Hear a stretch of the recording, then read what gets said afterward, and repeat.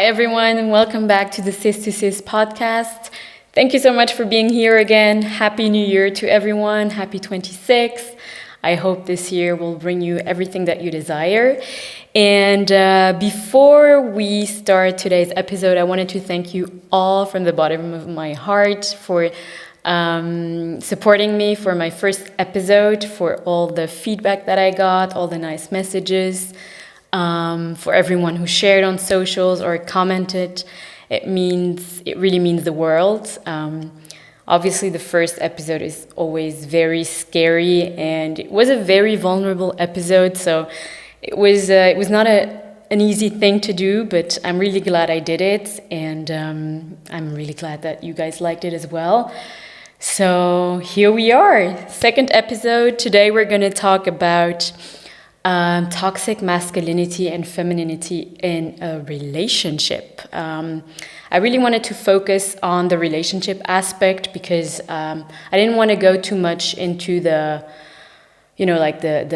theoretical, psychological aspect of that topic, because I think, well, most of us know what it is about. We know what it is in the workplace, what it is in everyday life.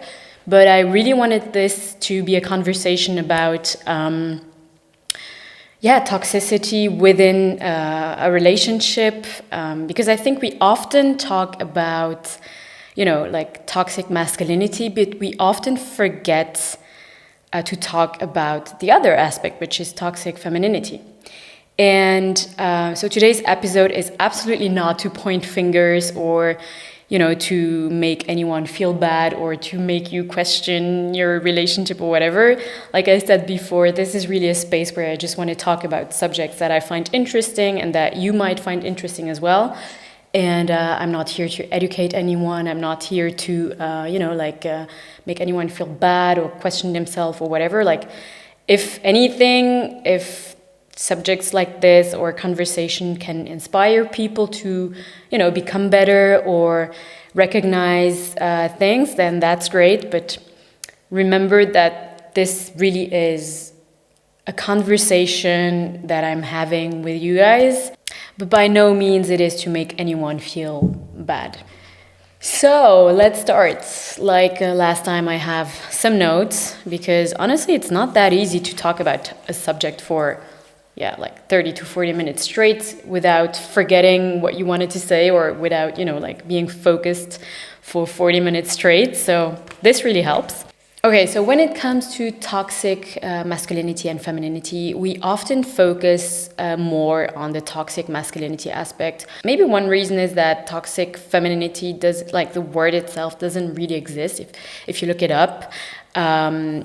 So for the sake of today's episode, I'm just gonna focus on toxicity, as in toxic behavior that all of us can have within a relationship. And I think toxicity is something that, oftentimes, be it conscious or not, it's something we have been taught and something we grew up with. Like, the environment you grew up with has so much impact on how you see a relationship, how you've learned to show love, how you've learned to deal with problems within a relationship. I mean, if you grow up in an environment where your parents are fighting all the time, you're gonna pick up their behaviors, you're going to pick up their coping mechanisms, you're going to pick up their toxicity in some way. And that's something, at a certain age, it is on us to recognize those patterns and to either decide to, do something about it, to change those patterns and those behaviors about us, or not. But, often when we talk about toxicity, it feels like there's nothing to do about it. But the first step to that is recognizing that we are, all of us, having toxic behaviors when it comes to relationships and how we handle some situations and some problems. And that's really what today's conversations is about. It's not to point fingers at men or women or anyone. It's just to, recognize that all of us can have toxic behaviors, and that sometimes we're not even aware of them, and that it's important to talk about it with your partner. When it comes to toxic masculinity and femininity, both are both are represented in a very different way in a relationship, but somehow it's correlated. The essence of it is mostly control and dominance, and that can be from, let's say, the man and the woman, or the masculine and the feminine energy, and that obviously having behaviors that, are based on control and dominance, it's going to have an impact on the relationship regardless who it comes from. We often focus so much more on the man probably because for a long period of time, men had more control and dominance over women, and we are now in a transition phase where we have been for quite a while now, but I think that dynamic was more accepted until now than the opposite, and that's probably why we now also have the term, or we also talk about toxic femininity, but we still talk about toxic masculinity much more. And toxic masculinity in a relationship can be very damaging, obviously, for the partner, because if a man has, if his masculine energy is not balanced with his feminine energy, there's going to be an imbalance in the relationship, and that's going to create a lot of friction. So basically, toxic masculinity, the main points about it is a man that is trying to be dominant, a man that is trying to be controlling, a man that lacks emotions or doesn't want to show them, but not just with himself. He also doesn't accept his partner's emotions, and in extreme cases, he's also anti-feminine and misogyn. But I don't even really want to focus on that part, because that is the extreme. I'm going to try to focus on toxic behaviors that we all have, that sometimes we are not even aware that it's impacting the relationship. And as far as toxic masculinity goes, oftentimes men, whether it comes from their background and the way they grew up and how they have been shown love and how they have been brought up by their parents or whoever they were brought up by, they often, or it can also be that it can also stem from insecurity or any other problems or trauma that he might have experienced. It often brings out control and dominance in the relationship. So a lot of men are going to try to control what you do. They're going to try to control where you're going. They're going to try to control who you are with. If you live together, at some point, they might even try to control the finances. They, in some extreme cases, they might even have control over your body, over how you dress, how much you weigh, like how you look, if you put on makeup and all of that.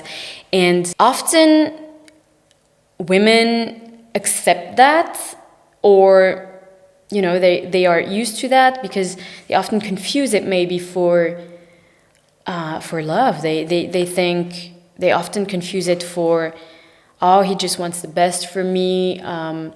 Maybe he just doesn't know how to show it. But control and dominance is never the right way to show love. You've spent your whole life without this person, and all of a sudden you take that person into your life, and you accept for that person to have control over all those things, and that is not okay. I think often men might not even realize that they're doing that, but maybe that's how they saw their dad or stepdad or parents act with their wife or partner, you know? And if we never bring it up to them, and if we're never like, hey, this is not okay, then the dynamic continues. And obviously, if you are with a partner and you bring it up and they don't change, then of course it is on both of you to see how it continues. But I think oftentimes we don't have the conversations about it. We either accept it and just shut up about it, or we keep fighting about it, but there's not real change, you know? Like, men often show their dominance in different ways. It can be that in the relationship, his needs come before yours. I'm now talking to women. Or, like men, he can also show his dominance by not prioritizing you the way you prioritize him, maybe. Or you are always compromising, but they are not. And again, if that is something that is not addressed, it's going to continue. The cycle is never going to be broken. And if men lived in an environment where, you know, the dad always had the say in the house, things always had to go the way they wanted it to go. They were always putting themselves before their partner or before the family. The thing is, if that type of dominance has been present in his life from a very young age on, if that's how his dad or stepdad or whoever raised him, if that's a dynamic that he brought into the house, if that's how he saw, you know, his dad react with his mom, partner, whatever, then he's going to pick it up from a very young age on, and for him it's going to be normal. And he's not even going to see how bad that is. He's not even going to see it as dominance, because for him it's totally natural. It's totally normal to react like that.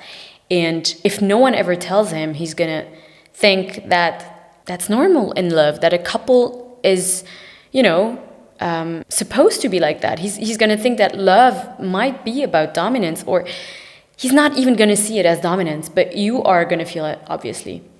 Another big topic in toxic masculinity is when he hyper focuses on gender roles. And I think that is also something that has changed within the last, I don't know, not even 100 years. Gender roles they were more specific, let's say, than today. Like, a lot of activities were related to a gender. Like, let's say the household was taken care by a woman.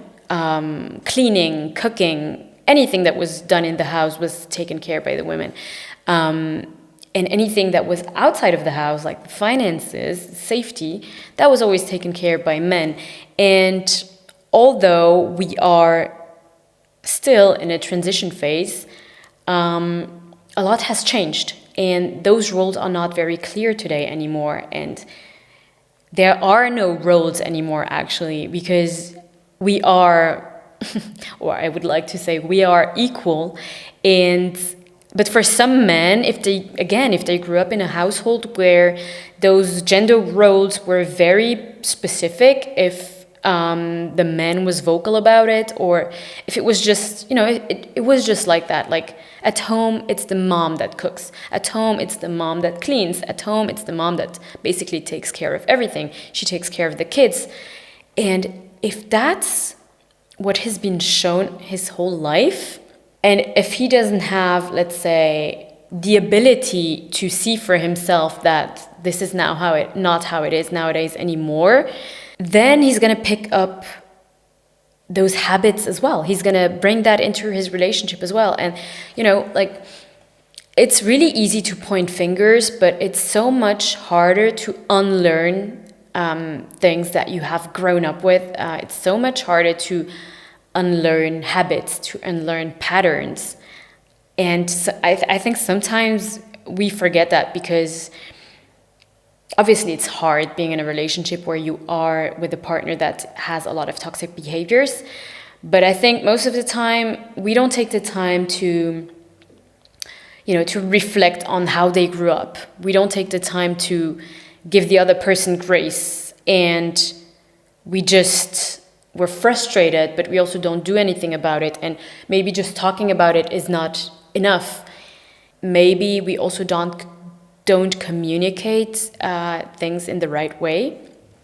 And then those patterns stay and nothing changes, And another big point in toxic masculinity is emotional suppression. So again, men have always been, well, at least that's what society says, men are supposed to be strong. They're supposed to, hide their emotions. They're not supposed to cry. They're not supposed to talk about their feelings. And I think still today that thought is very present in society in general. Although we are much more aware, we are much more open-minded, men are also much more open to talk about their feelings, there is still that thought that you should not do that too much, especially not with your woman, because a lot of men fear that showing too much vulnerability is gonna make them look weak in their partner, and that their partner is not gonna respect them in the same way. And although that is, the fact that he's not showing his emotions might not be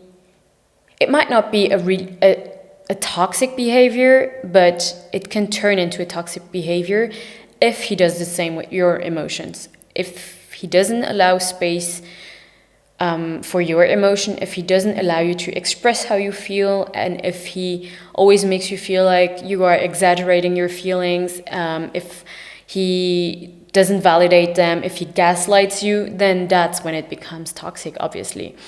And that is also something that I think a lot of women are frustrated about, and don't feel safe to talk about how they feel with their partner, because they can see that their partner is also not open to talk about emotions or feelings, and that he doesn't show them. And that again creates an imbalance in the couple, because at the end of the day, no one is talking about feelings and emotions. So you always have to hide them from your partner, and that doesn't create a safe space. And if you can't feel safe with your partner, then who are you going to feel safe with? I mean, of course, we all have friends or family, we can talk about it too, but if it comes to your feelings and emotions in regards of your partner, then it's important that your partner knows about it. And I think most men are really afraid of that perception of weakness. They are really afraid that their partner is going to see them at some point as the weaker gender, and that she might even dominate him at some point. But suppressing emotions and feelings in a relationship doesn't create safety. It doesn't create emotional connection. And it even separates both people. It doesn't allow them to have real intimacy, because emotional intimacy, when you have that, it's so powerful. It creates a connection that is not possible without that. If you don't feel safe to talk about how you feel with your partner, you're never going to feel this sense of connection and safety. If we don't feel supported in our emotions, you're never going to feel fulfilled. And that is something that needs to be worked on, but both sides need to want it, But oftentimes I feel like if your man is not showing emotions and feelings, most of the times it stems from his family environment. If he has been told from a very young age on that a boy doesn't cry, a boy doesn't make a fuss about things, a boy is not allowed to be dramatic, a boy is not allowed to voice his opinion, he's not allowed to voice his feelings, then how can we expect them to show up like that as a grown man? If his whole life he's been told that men don't do that, how is he supposed to change that from, one day to the other? He might have spent 18 years living with his parents, so he was always in that unsafe environment. And then all of a sudden, he starts dating someone, and that person expects him to show up like that, but it's not possible. And if no one tells him, then he's going to continue like that. But also, it's not realistic to expect that person to change this overnight. Those things take time. And most of the time, I feel like as humans, we don't have the patience. And we don't give the other person enough grace and space to change and to unlearn those patterns. And that's a shame because, you know, changing habits and behaviors does not happen overnight. And it also needs to be encouraged, but it also needs to be shown, you know, like you need to show your partner then how to talk about feelings. I'm a firm believer that, and that's one of my best friends actually told me that, because I was also someone who was a bit hesitant to talk about my emotions and feelings too openly. Not that I grew up in a household where we didn't talk about feelings and emotions, but yeah, I think it had a lot to do with society as well, and with the people that I dated. I could see that they were also not showing emotions. But what I learned is that if you expect someone to talk about their feelings and emotions, and it's not coming from them, maybe you should be the one to start, you know, like, and that person is gonna mirror you. She's gonna start opening up to you. If you are creating a safe space where you talk about your feelings openly, maybe not right away, but at some point the other person is gonna feel safe to do the same. He's gonna feel more at ease to open up about his emotions and his feelings, because you showed him that vulnerability was actually a strength and not a weakness. I'm a firm believer that people often mirror what you do. It's just like kids, you know, like kids are gonna copy you. They're gonna want to do the same. And in a relationship, I think it's the same. If you create the space for openness and vulnerability, the other person is going to pick that up, and the other person is going to want to do the same, and she's going to want to trust you too. It really is about showing rather than pointing fingers, and it really is about recognizing behaviors and patterns rather than accusing. But more often than not, when we are in a conflict with someone, and obviously I'm now talking from a very neutral position, but when we are in a conflict with someone, we tend to often forget all those things, and the ego is speaking, and we forget to be graceful with the other person, to, you know, be patient, and but that is something that everyone can work on, right? And when it comes to toxic femininity, which is actually also often referred to as internal misogyny, ironically, the behaviors and patterns are, when you look at it, they're often related to the toxic masculinity behaviors. And often they're actually the opposite of them. Women show dominance and control in a very different way than men do. For example, women can show their control over men in a more manipulative way. I'm not saying men don't do that, but it's more common, you know, manipulate a man, victimize themselves. There's even emotional blackmail, emotional manipulation.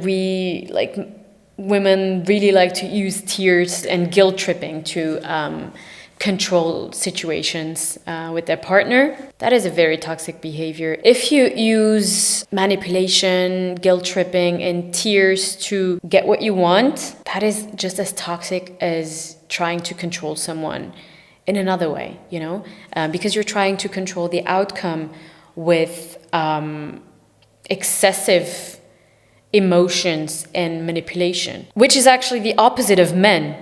That, you know, like men, they suppress emotions, and women, they often play with their emotions. They excessively express some emotions to control the situation. And I'm not saying that crying when you are mad or sad, you're not doing that to control the situation, but there are cases where women excessively play with their emotions to control the situation. And something also that a lot of women do is, and we don't even recognize that it's actually a toxic behavior, and it's some sort of controlling the relationship as well, is mothering our partner. Very often in a relationship, especially when we start living with the person, a mother-son dynamic is created. And what does that mean? That's when we as women start controlling everything in the household. We start controlling social engagements. We even sometimes try to control our partner's outfit, haircut, whatever. I think very often we're not even aware of it. We're not aware that we just created a mother and son dynamic. But there is a form of control over that. We like to control how things are at home because we like things at home to be a certain way. And don't get me wrong, I'm also someone who loves to have their home very clean, very neat, very organized. But there are obviously limits to it, you know? And often we're not even aware that we are creating an environment at home that for the man feels like his old home where he used to live with his parents and his mom. We can be very controlling when it comes to social engagements. Yeah, we control the calendar. We think that if we don't do it, they're not gonna do it. And it really becomes a dynamic where we almost force situations upon our partner. We really control what we're gonna do. Who are we gonna see on weekends? Okay, we're gonna do that, and that, without really consulting the other person and asking if that's okay. Like, we engage in activities that often they haven't even agreed to. That is some sort of control. Like, we are controlling the other person's activities on the weekends. We are planning everything. And most of the time we don't even realize that we are doing that because we just see it as being organized. We see it as, you know, like, okay, he doesn't mind anyway. If he never says anything, that means he's fine with it. But there is some sort of control there, you know? And there are also a lot of us that don't even realize that sometimes we're trying to control our partner's appearance based on different situations, but we often comment on their outfits. It's very common. Like, I've heard a lot of women comment on their partner's outfit. Like, are you gonna be dressed like that to the restaurant? Come on, make an effort. And obviously men do that too, but in that mother-son dynamic, it's gonna happen naturally and very often. And it's never okay, either for a man or a woman, to comment on the other person's outfit in a negative and condescending way, you know? Like, you can obviously always give your opinion if you like someone's outfit or not, but at the end of the day, it's not on you, and it's not your role to decide whether or not he's going to wear those shoes to the restaurant tonight. It's not on you to decide whether or not he's going to, you know, do his beard. Like, if he wants to go out with his beard, if he wants to go to the office with it, if he wants to go to a marriage with it, to a wedding, it's not your problem, actually, you know? Like, we are all adults and we are not their mother. It's not on us to try to control their appearance and how they show up.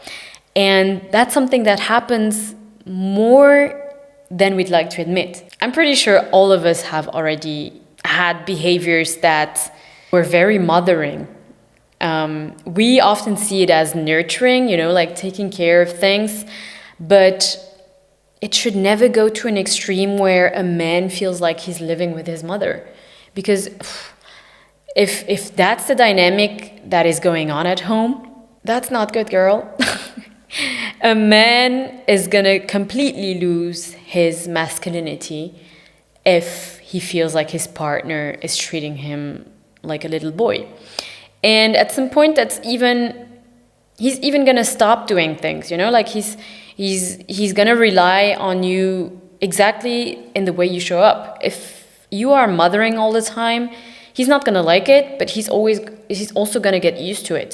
And he's going to stop taking care of things, or he's going to lose his worth because you're going to make him feel like you don't trust him to take care of certain things, and you also don't want him to take care of certain things. And at some point, he's just going to stop. He's not going to do anything anymore. And that's going to create even more frustration on both sides, because you as a woman are going to realize that he's not doing anything anymore, and it's going to frustrate you. But him as a man, he stopped doing all those things because that's how you made him feel, you know? And when that dynamic is in place, it just gets worse. Unless you recognize it and you change it and both of you talk about it, you know? Or you as a woman, you just completely stop overdoing it. Like, you stop doing things that a mother would do, like prepare his luggage to go on vacation. You know, like, of course, you can offer to do that if that's something that you like, but you should not do it with the thought that, okay, I'm going to do his luggage because then I can control which clothes he's going to wear on the trip. Like, that's completely insane, you know? He is his own person. It's on him to decide what he's going to wear. But on the other side, if you offer to prepare his luggage with the clothes that, you know, he decided to wear, then that's another discussion, because that's then just, you know, you want to, it's a service. Maybe he doesn't have time to do it, and then you're just helping out. But you see, you need to recognize what the purpose is of your actions. That excessive nurturing really is a form of control, and it can create dependency and a sort of obligation for the man. And women often use that against men. Like, hey, but I do all these things for you and you're not even grateful. And then often the man feels obligated to do certain things, but that's not healthy, you know? Like, everyone should be doing the things out of gratefulness and in a natural way. It should never be that you do something for your partner to create dependency. But often that's what happens.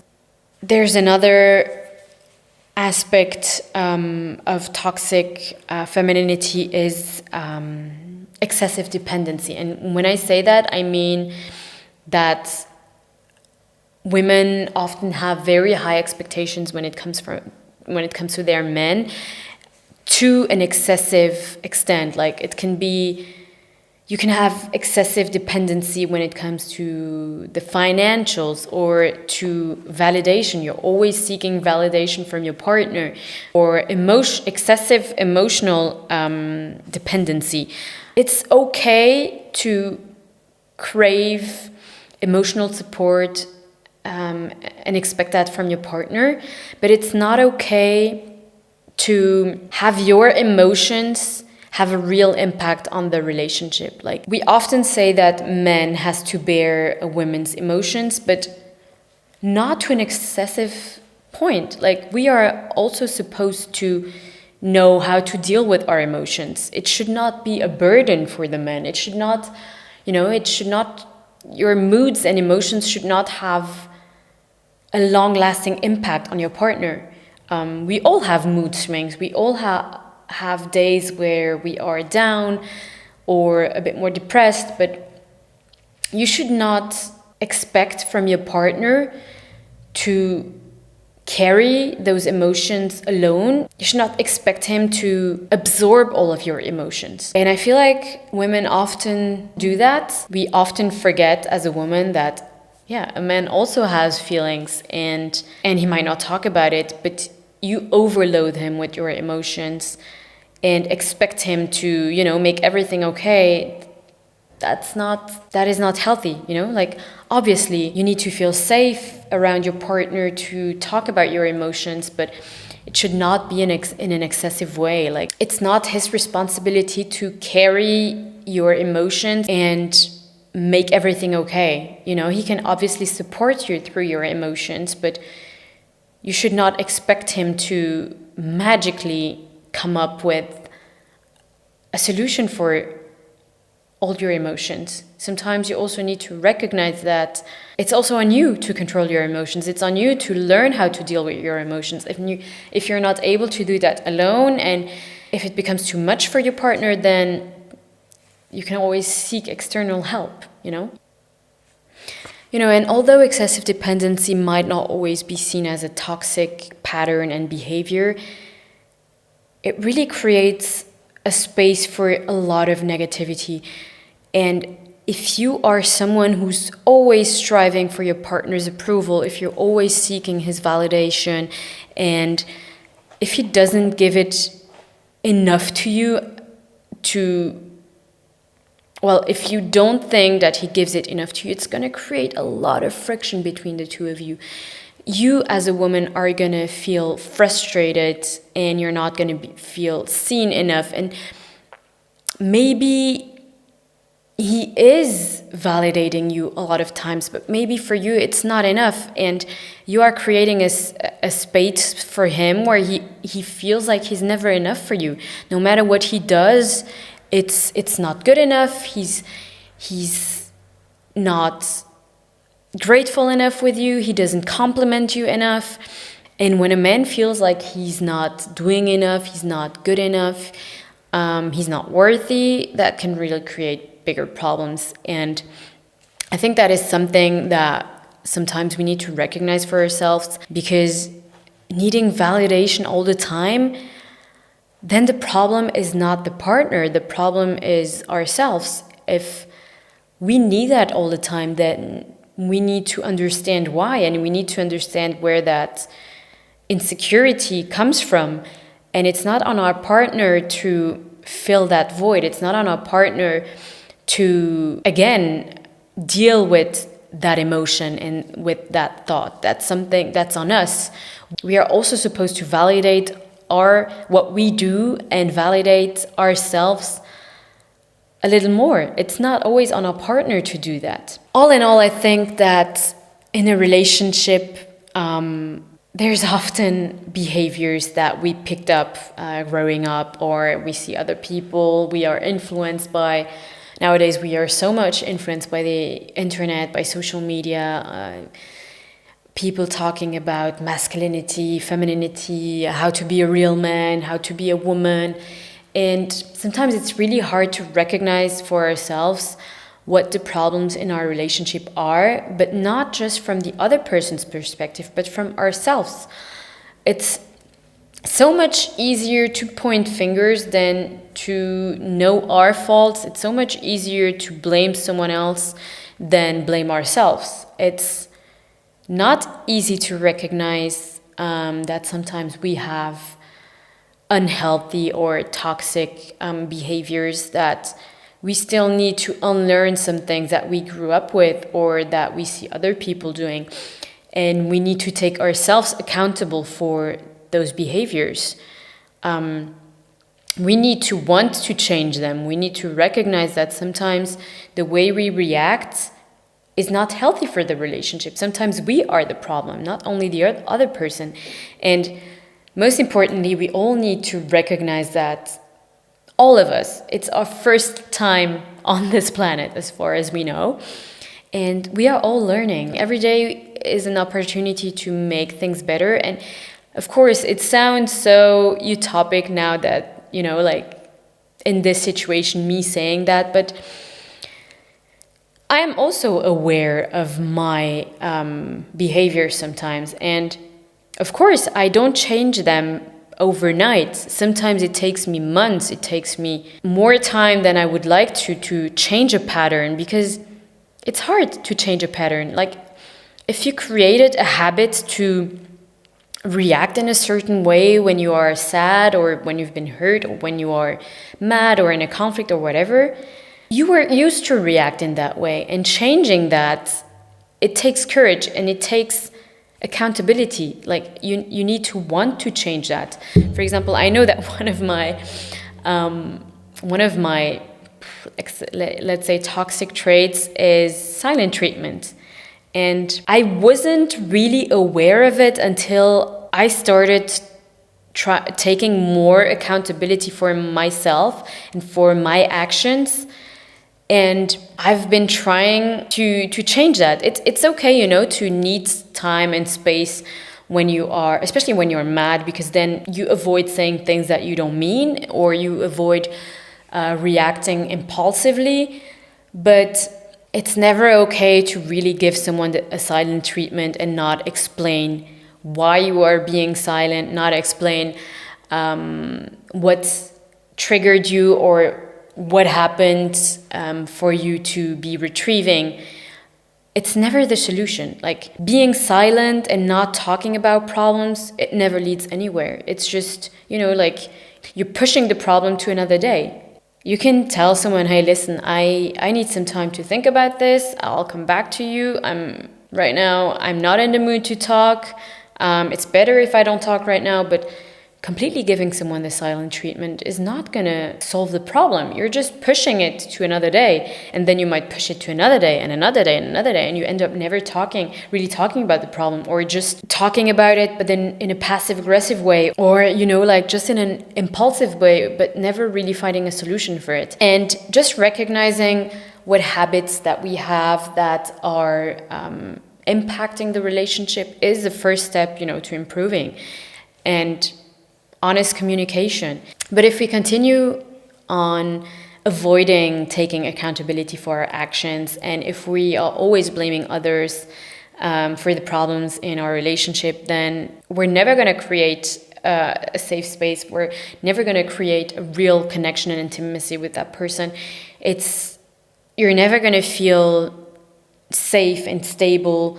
And eventually, it's not going to work out, because you're not happy if you don't feel safe. Your body is going to show it to you. Your health is going to show it. And it's really on us to try to, change the things that we can change, especially to give each other a little bit of grace, to trust the other person, and to recognize that the other person might have to unlearn some things, and that we weren't raised the same way, that we didn't grow up in the same environment. And maybe if we did, maybe, everyone reacts with situations in a different way. Everyone absorbs things in a different way. Even if we had the same upbringing, even a brother and sister or two sisters, they can have had the same upbringing and still perceive things in a very different way. And especially to recognize that not everything is a red flag, and then, to just blame the other person, but instead recognize that it's a toxic or unhealthy pattern and behavior, communicate it, and help the other person, support the other person to change it. Sometimes when it doesn't work out the way we want, there's always the option to seek help professionally, or talk to people we look up to. Couple therapies, I feel like it's something that is not very common yet in Luxembourg, Europe, and people see it as, or not just couple therapy in general, like people see it as such a negative thing, like, oh my God, if I'm going to therapy, it means that I have a problem, I'm not normal. If we as a couple go to a therapist, means that we might be breaking up. But sometimes it's just, like seeking professional help to make things better.